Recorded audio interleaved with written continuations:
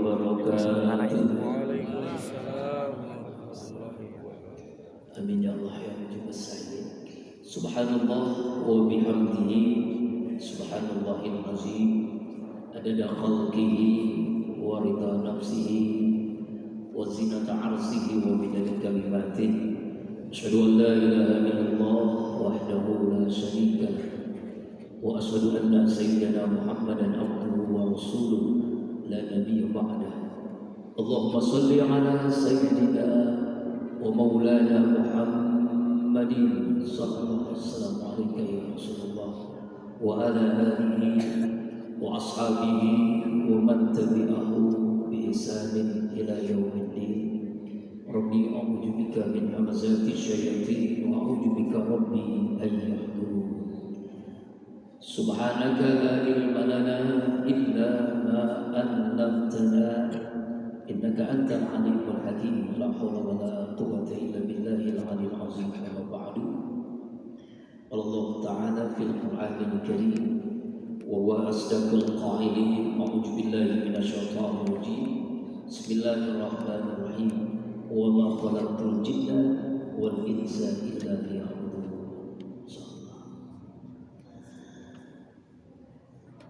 Qala Rasulullah sallallahu alaihi wa alihi wasallam, inna likulli syai'in saqalah wa inna saqalatal qulub zikrullah.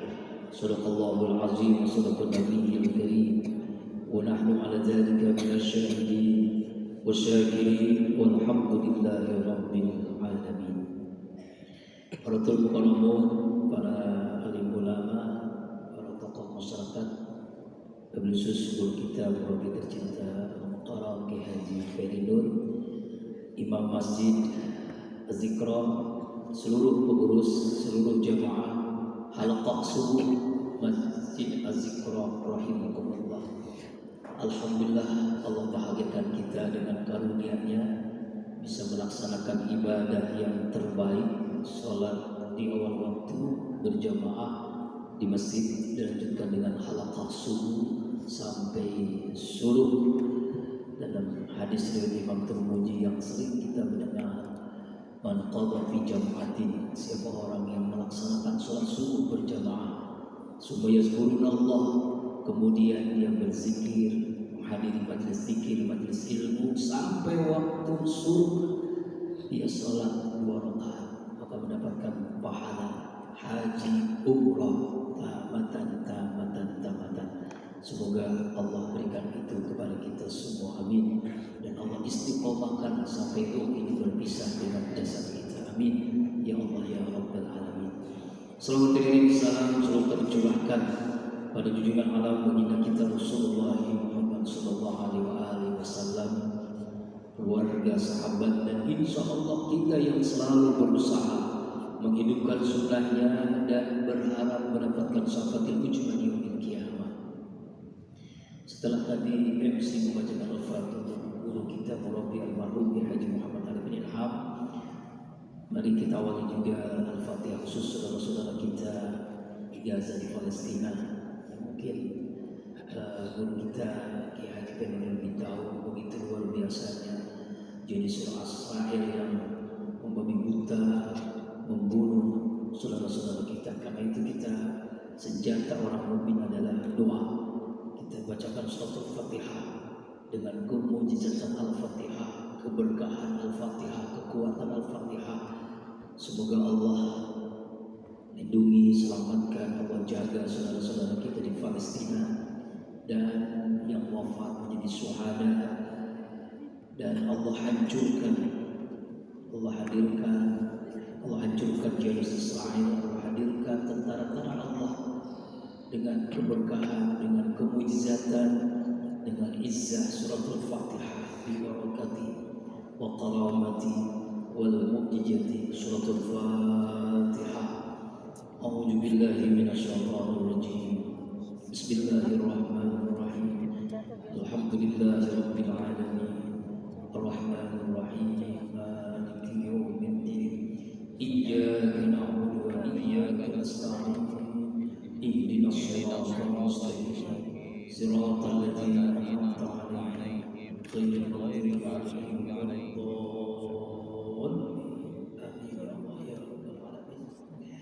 Bapak jemaah Allah penizin. Hari ini tema kita tentang hakikat hidup. Hidup itu yang pertama bagi orang beriman adalah ibadah.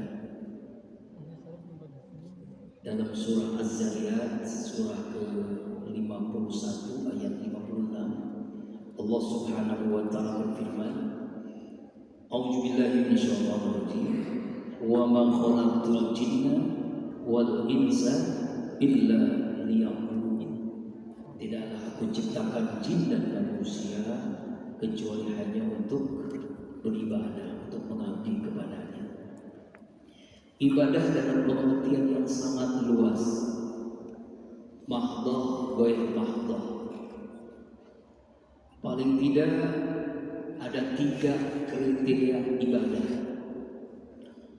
Lebih mudahnya kita singkat dengan NCT. Niat, cara, tujuan. Karena Allah sesuai aturan Allah, mencari ridha Allah itu ibadah.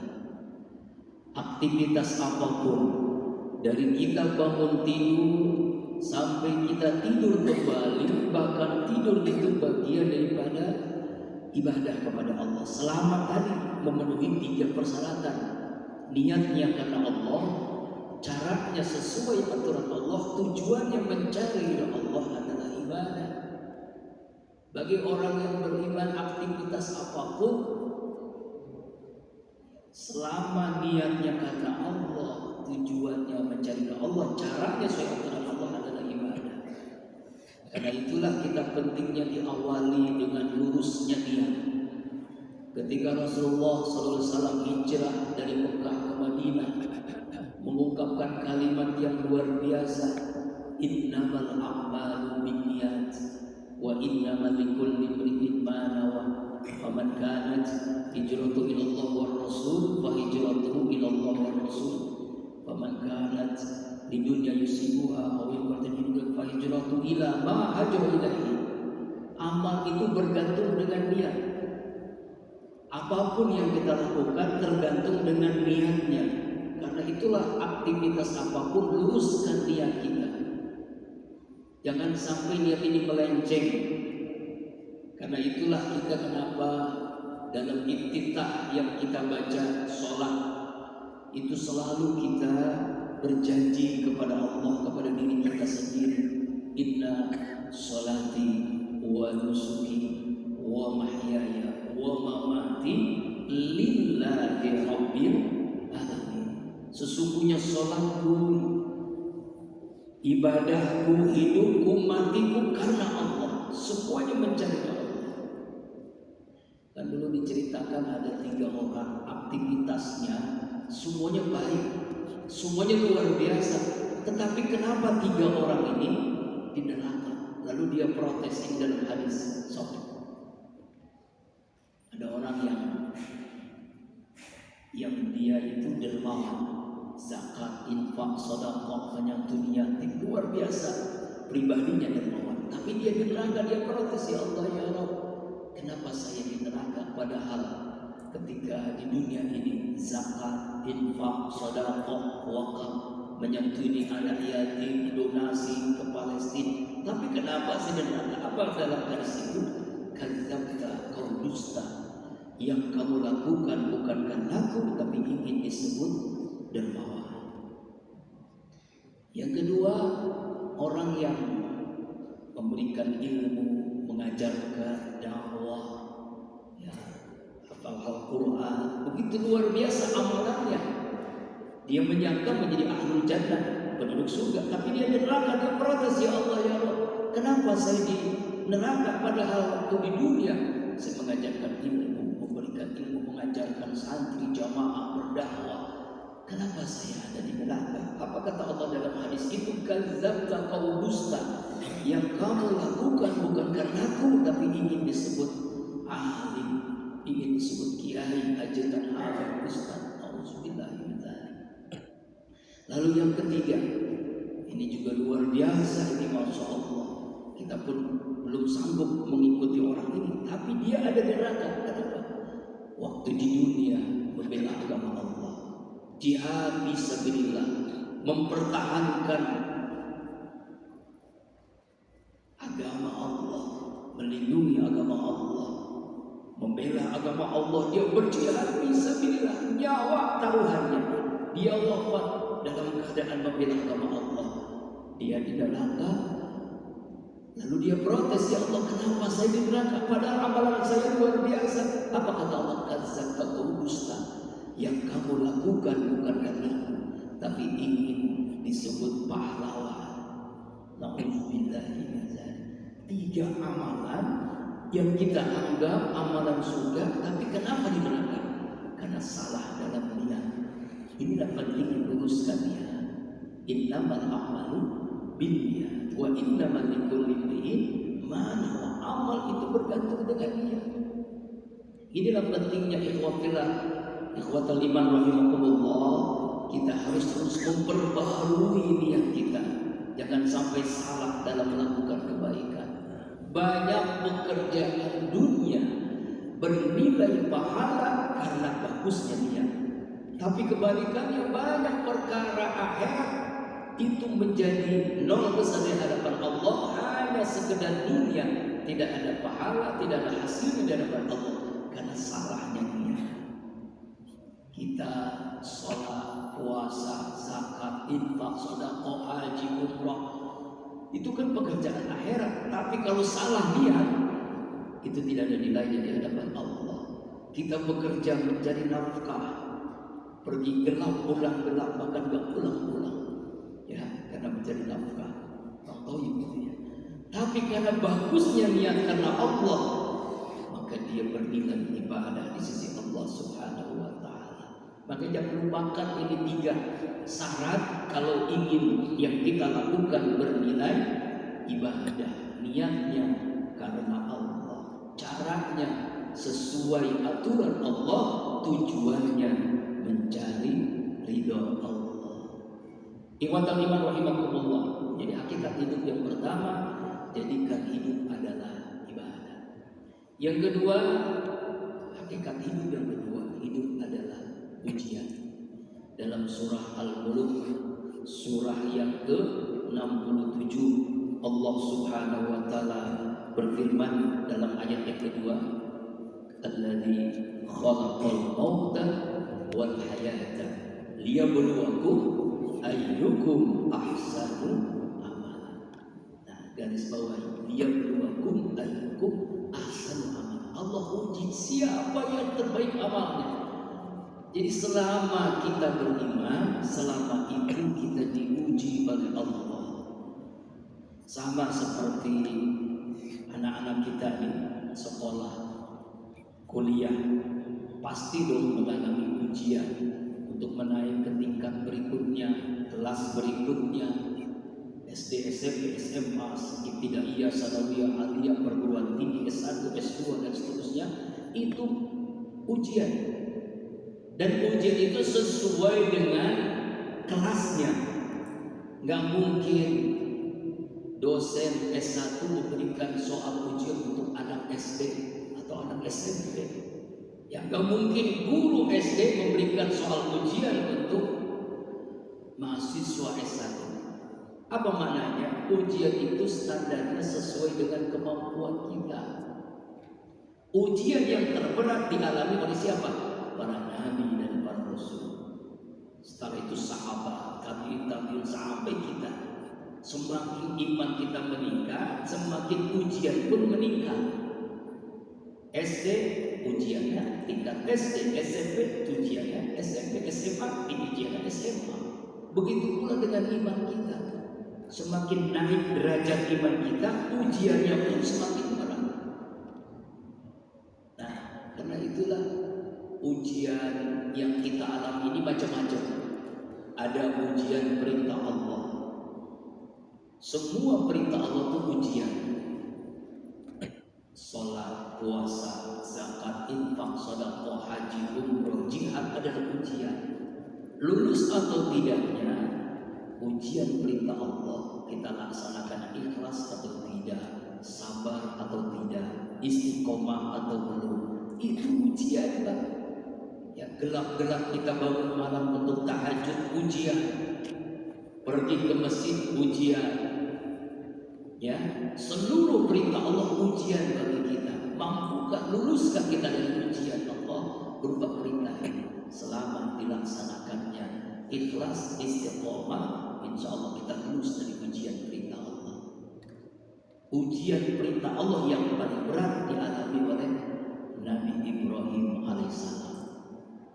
Allah berikan perintah gak tanggung-tanggung menyembelih anak yang sangat disayangi satu-satunya waktu itu, yang beliau meminta kepada Allah ingin dikaruniai anak. Setelah anaknya diberikan oleh Allah, Allah uji untuk disembelih Nabi Ismail alaihissalam. Ujian yang sangat berat. Falamma balagha ma yaqala ya bunayya inni ara fil manam anni asbaqtu ma tara qala al ma tu'mar satajiduni insyaallah minas sabirin. Ujian yang sangat itu dalam surah As-Saffat ini. Bagaimana Allah menguji Nabi Ibrahim alaihissalam, menguji Nabi Ismail, semuanya lulus dari ujian perintah Allah Subhanahu wa taala. Nah, kalau kita ya masih levelnya itu masih enggak selevelnya Nabi lah, enggak mungkin lah. Sangat berat ini ujian yang dialami oleh Nabi Ibrahim.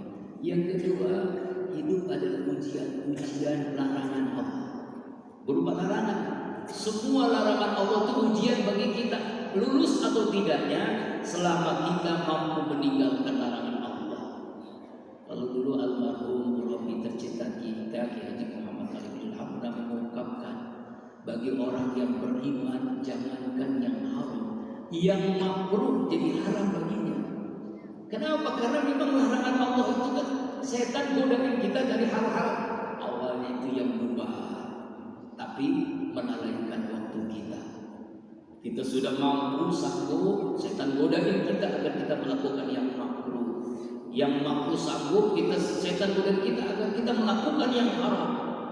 Nah ini ya, setan ini luar biasa godain kita. Alladzi yuwaswisu fi sudurin nas, yang membisikkan dalam setiap helaan nafas detak jantung. Mampukah kita ya ujian larangan Allah? Ada orang lulus dari perintah Allah, ujian perintah Allah, tapi belum tentu lulus dari ujian larangan Allah. Contoh sederhana nih, anak-anak, ada nggak orang yang sholatnya rajin tapi maksiatnya pun rajin? Ada nggak? Dia sholat tapi maksiat, dia puasa tapi bohong. Ya, dia zakat tapi korupsinya lebih gede dari zakatnya. Dia haji, zolimnya sama tetangga, sama keluarganya luar biasa. Berarti dia belum lulus dari ujian larangan Allah. Ya, harusnya kan belek. Kalau dia lulus ujian perintah Allah, otomatis larangan Allah pun harusnya lulus. Larangan Allah yang paling berat dialami oleh Nabi Yusuf alaihissalam. Nabi Yusuf, kenal Nabi Yusuf? Kenal kan? Yang di belakang kenal? Kali kenal. Kenalnya di mana? Itu Bang Yusuf. Ya.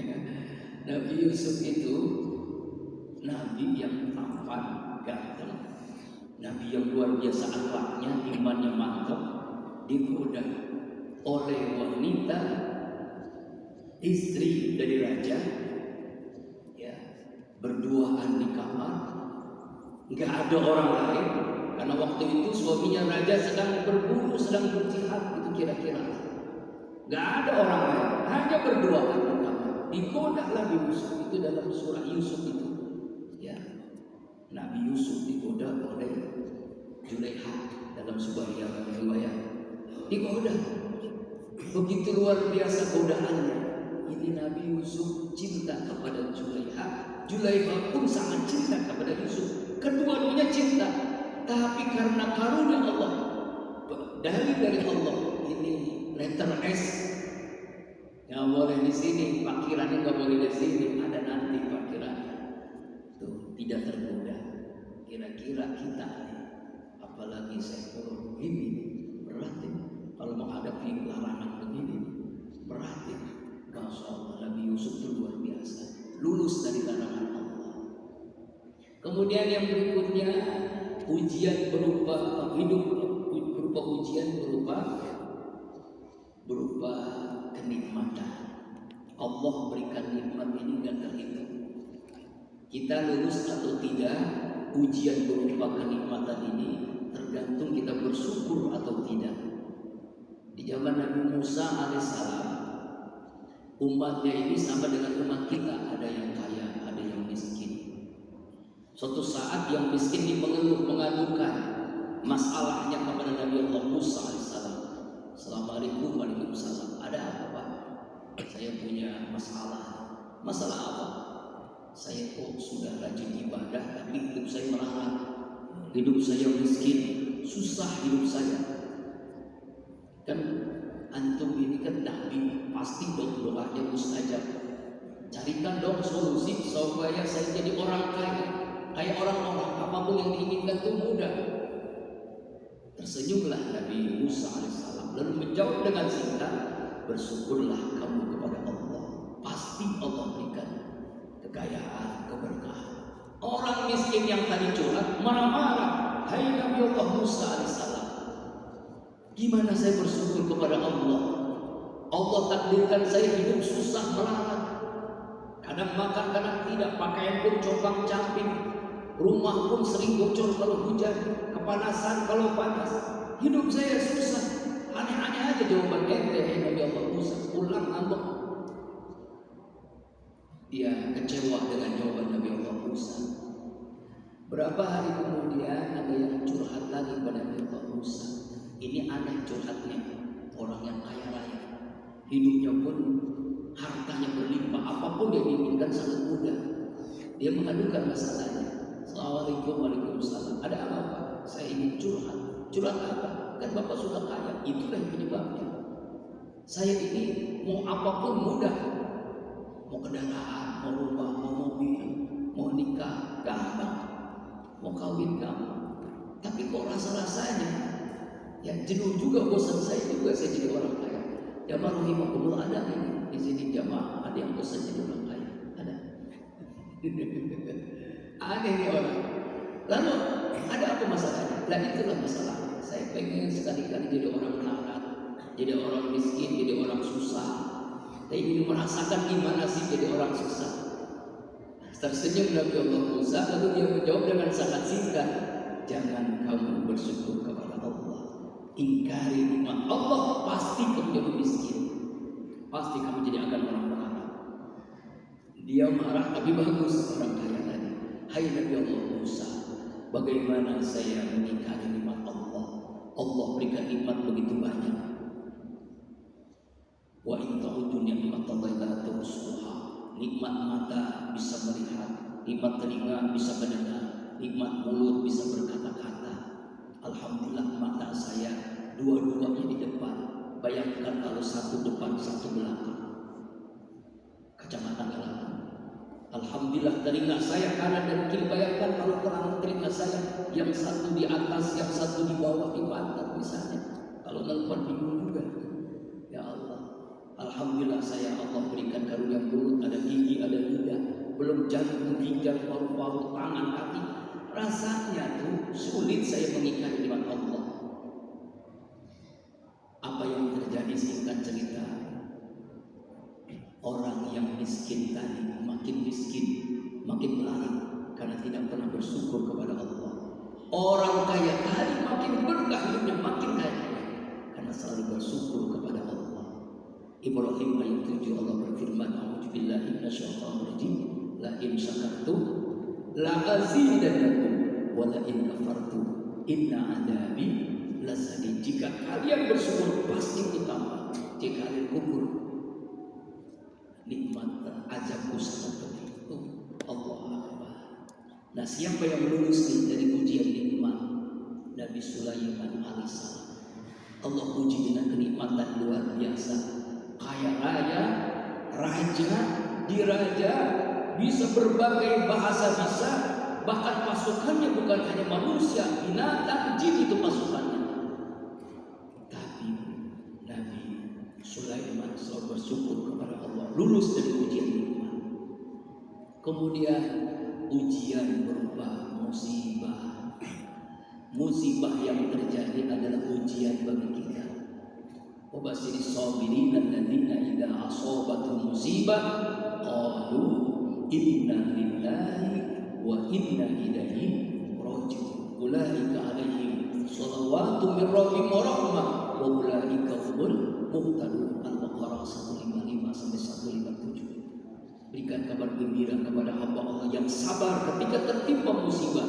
Dia berkata, kita dari Allah, kita kembali kepada Allah. Kami dari Allah, kami akan kembali kepada Allah. Mereka itulah yang mendapatkan rahmat, sholawat dan hidayah Allah Subhanahu wa ta'ala.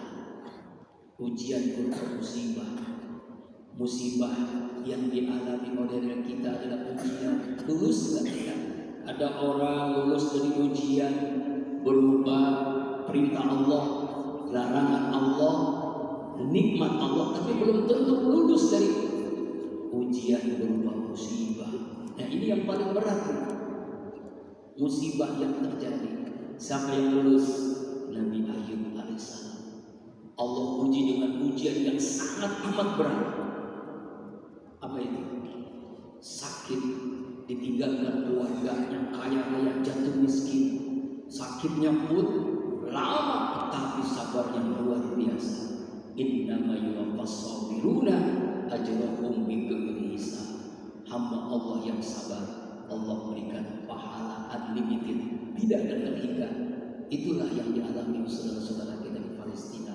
Semoga Allah berikan pahala yang tidak ada batasannya. Amin. Ya Allah ya Rabbal Alamin.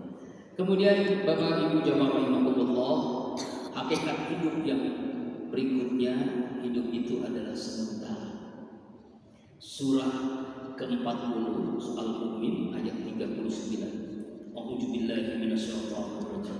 Ya qaumi innama hadhil hayatud dunya mata wa innal akhirah yadharul qarar. Wahai kaumku, sesungguhnya kehidupan dunia ini adalah kesenangan sementara dan sesungguhnya akhirat itulah yang kekal. Hidup ini sebentar, sangat singkat, cepat sekali. Dulu kita masih anak-anak, sekarang sudah punya anak, bahkan sudah punya cucu. Cepat, singkat sekali, sangat-sangat singkat.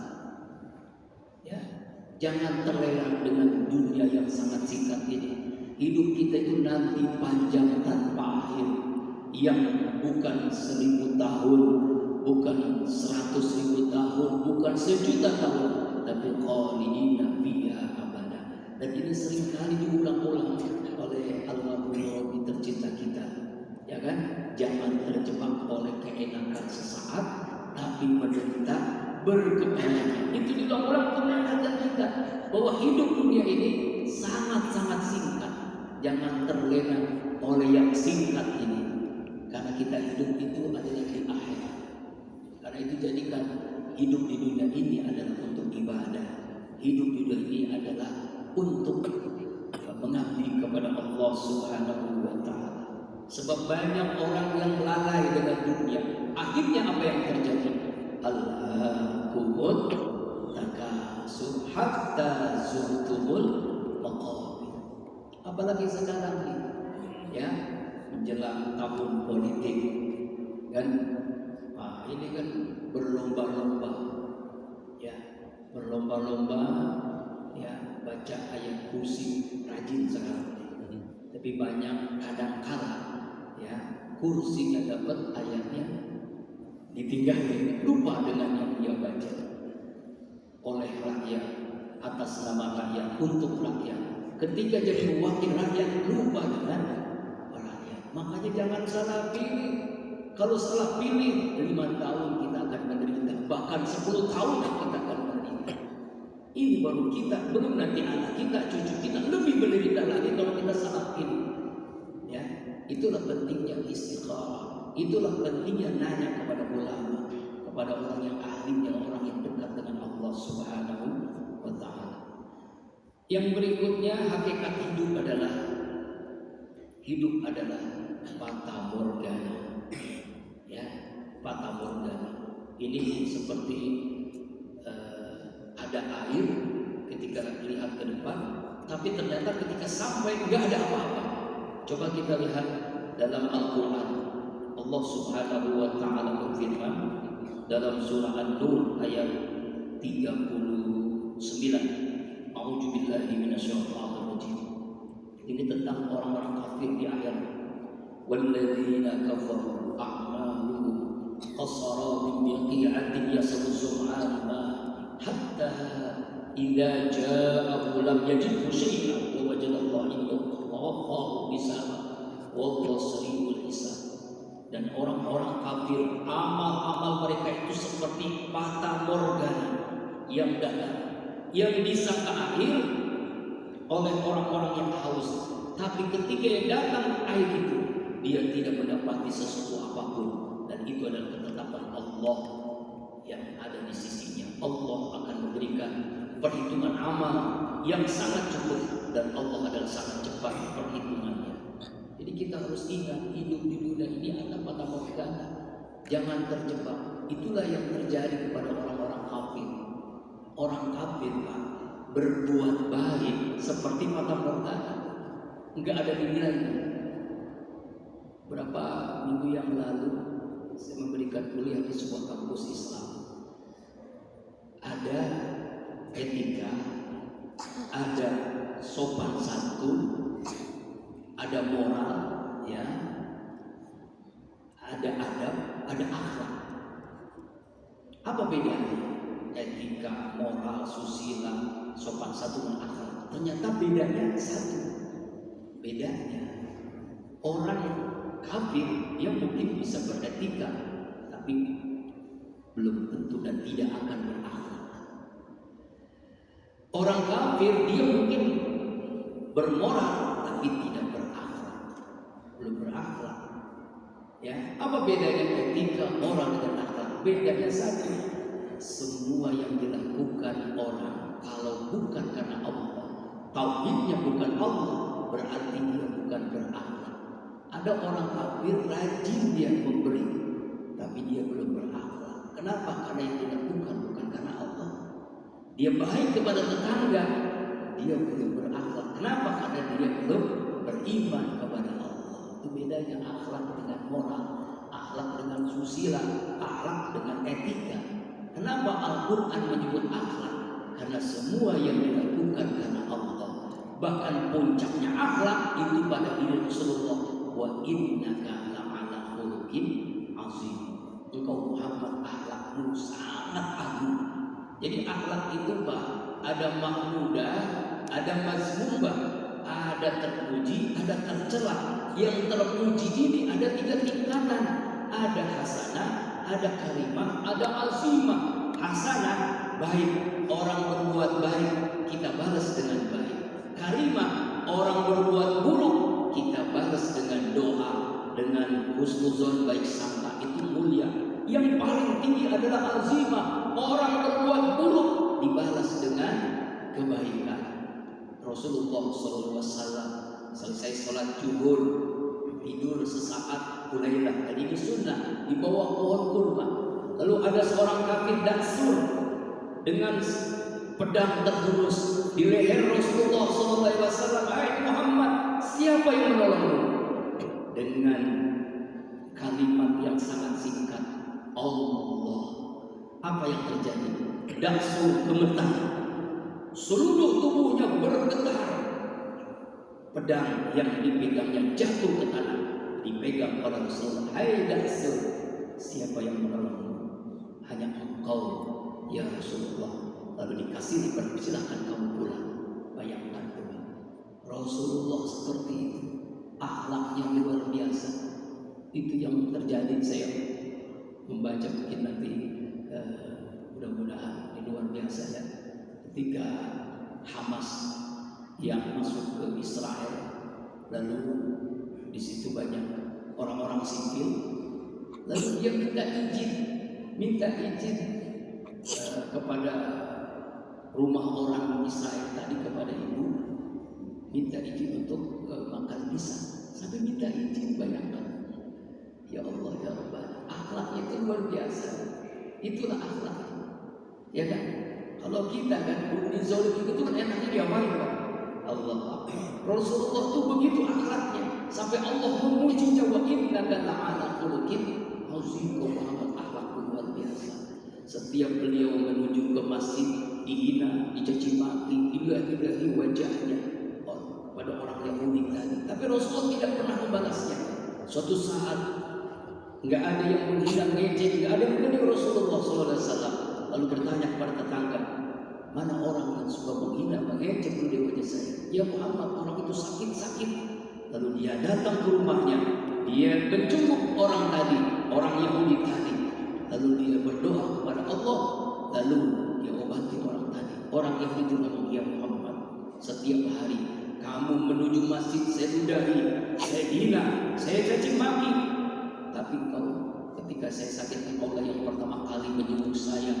Ketika saya sakit engkau lah yang pertama kali mendoakan saya. Ketika saya sakit engkau lah yang pertama kali mengobati penyakit saya. Mulai saat ini saksikanlah ya Muhammad, asyhadu an la ilaha illallah wa asyhadu annaka Muhammadur Rasulullah. Orang Yahudi itu masuk Islam karena akhlaknya luar biasa dari Rasulullah SAW. Allahumma sholli ala sayyidina Muhammad. Jadi begitulah akhlak. Jadi beda dengan etika, beda dengan adab. Kalau orang sudah berakhlak, pasti dia beretika. Kalau orang sudah berakhlak, pasti dia bermoral, pasti dia berpancasilais. Tapi kalau orang yang pancasilais betul berakhlak, Allah. Kemudian yang berikutnya yang rahimakumullah, hidup adalah perjalanan.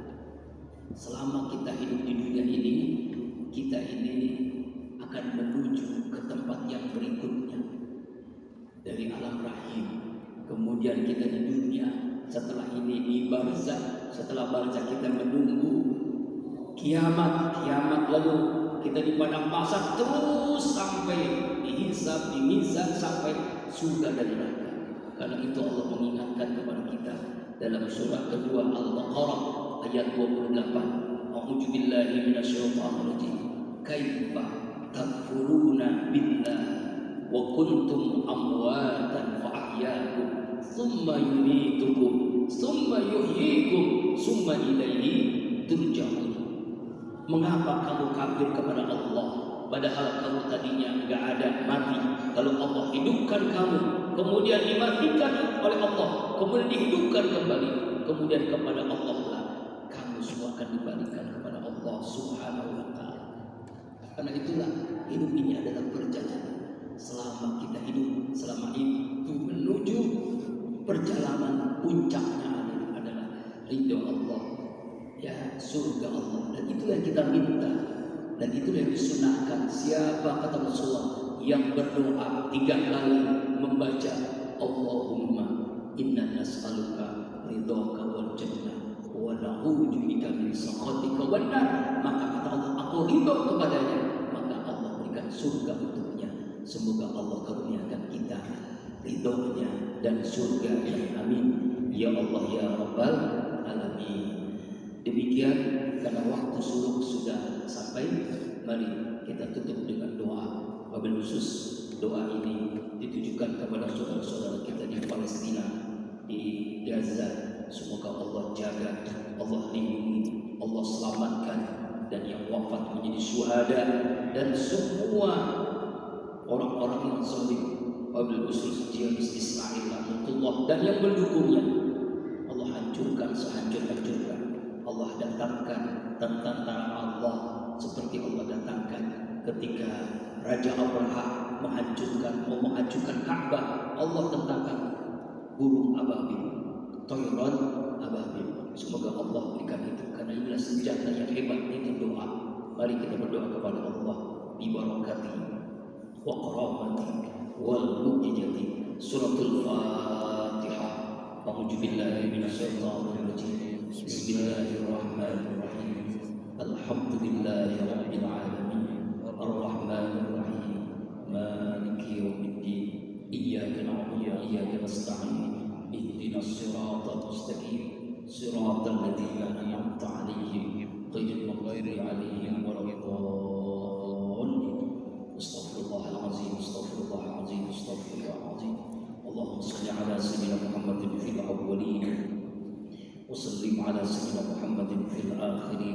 ya Allah sahabat Rasulullah ajma'in. Amin ya Allah ya rabbal alamin. A'udzu billahi minasyaitonir rajim. Bismillahirrahmanirrahim. Alhamdulillahi rabbil alamin. Hamdan syakirin, hamdan na'imin, hamdan ni'amahu wa yukafi mazidah. Ya Rabbana lakal hamd kama yanbaghi li jalalika al-karim wa 'azimi sultanik. Allahumma salli ala sayyidina Muhammad wa ala ali sayyidina Muhammad. Ya Allah ya Rabbana ya Rahman ya Rahim, begitu banyaknya karunia yang Kau limpahkan kepada kami ya Allah, seringkali jadi sia-sia. Kebaikan-Mu ya Allah turun setiap saat, sementara keluhan kami naik di hampir setiap waktu. Ya Allah ya Rabbana, jika dalam perjalanan hidup kami yang sesaat di dunia ini lebih banyak lalai kami dari zikir kami, lebih banyak keluhan kami dari syukur kami, lebih banyak dosa-dosa yang kami tumpuk-tumpuk setiap hari daripada pahala yang kami raih ya Allah. Kami bermohon kepada-Mu ya Allah, ihdinas siratal mustaqim, tunjukilah kami jalan-Mu yang lurus ya Allah, yang apabila kami berpijak di atasnya tidak akan tersesat untuk selama-lamanya. Ya Allah ya Rabbana, ampunilah seburuk apapun kami ya Allah, dosa yang kami lakukan dari akhir balik hingga saat ini sampai kami wafat ya Allah, terang-terangan atau yang kami sembunyikan ya Allah. Dosa mata melihat yang tidak pantas, dosa telinga mendengar yang tidak bermanfaat, dosa mulut berkata kasar, dusta, ghibah, fitnah, dosa tangan menyentuh yang bukan mahram, dosa kaki melangkah ke tempat yang Engkau tidak ridhai, dosa kemaluan mungkin di antara kami pada berzina. Ampuni ya Allah ya Allah ya Allah, ampuni seluruh dosa ibu ayah kami ya Allah. Saya dikasih beliau ya Allah, bahagiakan dunia akhirat, sehat walafiatkan jasmani rohaninya ya Allah. Kami mohon ya Allah, wafatkan ibu ayah kami dalam keadaan terbaik husnul khatimah. Jadikan kuburan ibu ayah kami raudhah min riyadil jannah. Rabbi ighfir lana wa liwalidayna warhamhum kama rabbayana shaghira. Ampunilah ya Allah seluruh dosa kakek nenek kami, kakak adik kami, suami istri kami, anak cucu keturunan kami, guru-guru kami ya Allah. Wabil khusus almarhum Ki Haji Muhammad Ali bin Ilham bin Haji Ilham Marjuki, almarhum Ki Haji Fadhul Qudus, almarhum Ki Haji Mustafa Yaqub, almarhum Bang Haji Sunandar ya Allah, seluruh guru-guru kami, sahabat-sahabat kami yang wafat ya Allah, seluruh dosa ya Allah, jamaah Masjid Az-Zikra, seluruh dosa kaum muslimin muslimat, mukminin mukminat, baik yang hidup apalagi yang telah wafat. Ya Allah ya Rabbana, karuniakan kepada kami semua akidah yang kuat, ibadah yang khusyuk, hati yang bersih, akhlak yang mulia, ilmu yang bermanfaat, sehat walafiat, rezeki yang halal, berkah dunia akhirat, keluarga yang sakinah, anak cucu keturunan saleh salehah. Ya Allah ya Rabb, selamatkan saudara-saudara kami yang tertimpa musibah, saudara-saudara kami yang terzalimi ya Allah, di Gaza, di Palestina ya Allah. Selamatkan, lindungi ya Allah, jaga ya Allah. Ampuni kami ya Allah, belum bisa berbuat banyak untuk saudara kami ya Allah. Kami hanya mendoakan ya Allah, karena kami yakin doa itu senjata orang beriman. Kabulkan doa kami ya Allah. Selamatkan, lindungi ya Allah, jaga saudara-saudara kami di Gaza, di Palestina ya Allah. Hancurkan Zionis Israel laknatullah ya Allah. Datangkan tentara-tentara-Mu ya Allah, seperti Engkau mendatangkan ya Allah burung ababil untuk Raja Abraham. Kami mohon ya Allah, kami mohon ya Allah. Ya Allah ya Rabbana, selamatkan saudara-saudara kami di Indonesia ya Allah, di Batam, Rempong ya Allah, saudara-saudara kami yang terzalimi di seluruh belahan dunia ini ya Allah, di Suriah ya Allah, ya Allah ya Rabbana, beri kepada kami semua kesempatan bertaubat sebelum kami wafat. Beri rahmat kasih sayang-Mu di detik-detik kematian kami ya Allah. Mudahkan bagi kami semua menghadapi sakaratul maut, wafatkan semua kami dalam keadaan terbaik, husnul khatimah. Ketika roh ini berpisah dengan jasad kami, ya Allah, mudahkan lisan kami melafazkan kalimat tauhid, la ilaha illallah, la ilaha illallah, la ilaha illallah Muhammadur Rasulullah sallallahu alaihi wasallam. Ya Allah, ya Rabbana, jadikan esok kami lebih baik daripada hari ini, ya Allah. Bahagiakan semua kami dengan ridha-Mu dan surga-Mu, ya Allah. Allahumma inna nas'aluka ridhaka wal jannah wa na'udzubika min sakhatika wan nar. Allahumma inna nas'aluka ridhaka wal jannah wa na'udzubika min sakhatika wan nar. Allahumma inna nas'aluka ridhaka wal jannah wa na'udzubika min sakhatika wan nar. Allahumma ansur ikhwanal muslimin al mujahidin al mustadafin fi Gaza Palestin, Allah fi Palestin, ya Allah. Rabbana taqabbal minna innaka antas samiul alim wa tub alaina innaka antat tawwabur rahim. Rabbana atina fid dunya hasanah wa fil akhirati hasanah wa qina adzabannar wa adkhilna jannata al abrar ya aziz ya ghaffar ya rabbal alamin. Wa sallallahu ala sayyidina Muhammadin wa ala alihi washabbihi ajmain. Subhana rabbika rabbil izzati amma yasifun wa salamun alal mursalin walhamdulillahi rabbil alamin. Mohon maaf, terima kasih. Subhanakallahumma wa bihamdika asyhadu an la ilaha illa anta astaghfiruka wa atubu ilaik. Billahi taufiq wal hidayah. Assalamualaikum warahmatullahi wabarakatuh. Waalaikumsalam.